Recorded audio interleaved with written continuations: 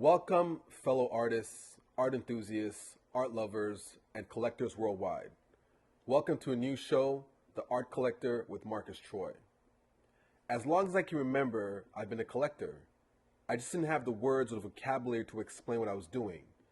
It first started off with comic books, baseball cards, then it transitioned into clothing, sneakers, Japanese jewelry. But today, I collect art. For the past decade, I've been collecting art from some of my favorite artists. As an artist myself, I think it's super important to support the community you belong to. The reason why I'm starting this show is because I truly want to have conversations around art.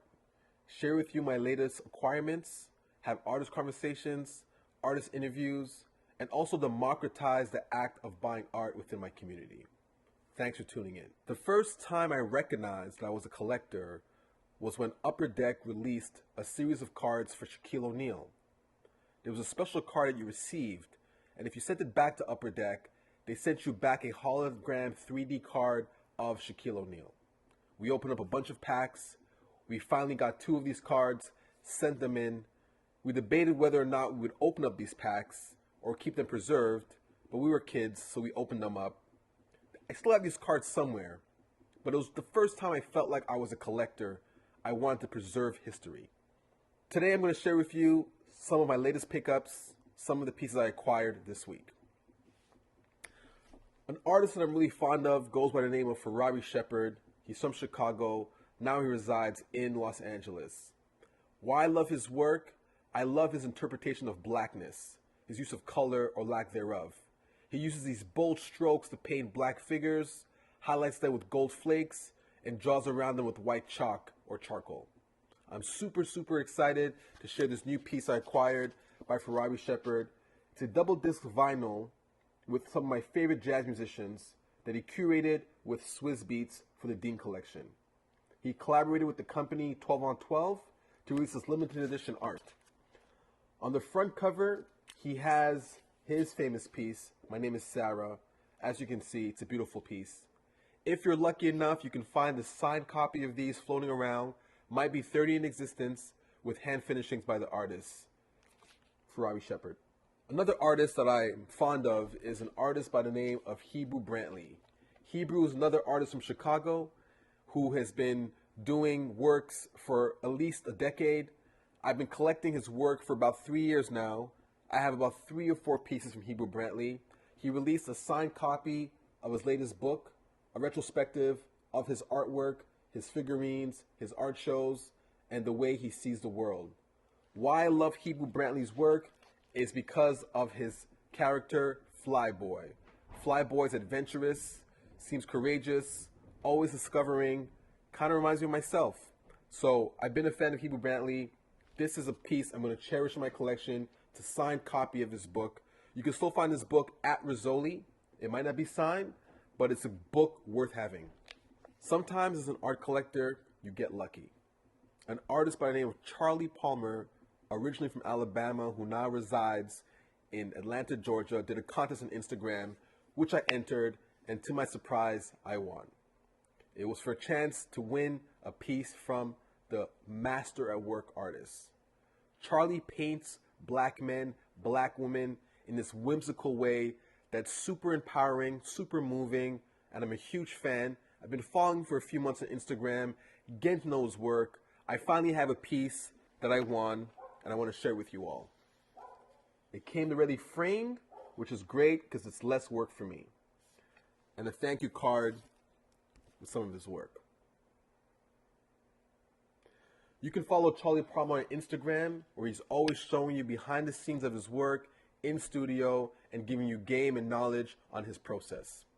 I'm really excited about this piece.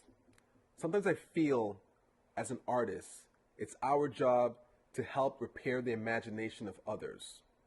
An artist by the name of Robert B. Moore from Iowa decided to reimagine what a favorite cartoon of mine can look like, and that cartoon is Charlie Brown. He released this figurine of Little Lucy that I haven't been able to get my hands on. But when I saw a print available for sale the other day, I had to pick it up, and I want to show you guys the piece. This is Little Lucy from Charlie Brown, reinterpreted as a young black girl. I think this piece is really powerful, really moving. He's done other characters as well. I'm becoming a huge fan of Be More, and I want to thank him for his continued work and pushing the boundaries and allowing us to see ourselves in his art. As a graffiti enthusiast and an ex-vandal myself, I grew up admiring the greats. When I was younger, my father used to have these vinyls by a band named Uncle, and he had these stick figures on the vinyls. I wasn't sure who it was. I later found out it was by an artist by the name of Futura 2000, a graffiti legend. Why I love Futura is because he's been able to show the mainstream art world what a graffiti street artist can bring to that world. I've been collecting Futura pieces for about 10 years now, but I haven't been able to get my hand on his famous piece, which is called The Point Man, which also appeared on a Nike Dunk SB called the Dunkle. Earlier this year at ComplexCon, Futura released an exclusive piece, and I was able to get my hands on it by calling a few friends, and Abdul came through for me. Let me show you this piece. The Point Man in a fluorescent orange color is going to look great on my collectible wall. Here you have it. An alien from the future, The Point Man, by Futura 2000. Sometimes toys, games, statues could be considered art. Earlier this year, I received a gift from my friends over at Kith. It's their latest collaboration with a toy company, and they created one of our favorite games called Jenga. It comes in this beautiful wood box with the color palettes of Kith's new season, and I look at this piece as a work of art. I might not ever play this game, but it would look perfect and great on my mantle. Here you have it. Kith Jenga.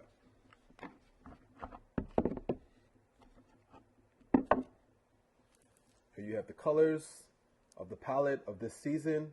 This will look great just on the wall next to all my collectibles. It's a beautiful piece. It was a gift. I'm really appreciative. Thank you to my friends over at Kith and Ronnie Fegg for this beautiful gift. Thank you for tuning in to The Art Collector. Please like, subscribe, leave a comment. I would love to know what kind of artists you're into, what art you're collecting. Please share it. And if you follow and subscribe, you might get a chance to win a piece that I'm working on. Peace.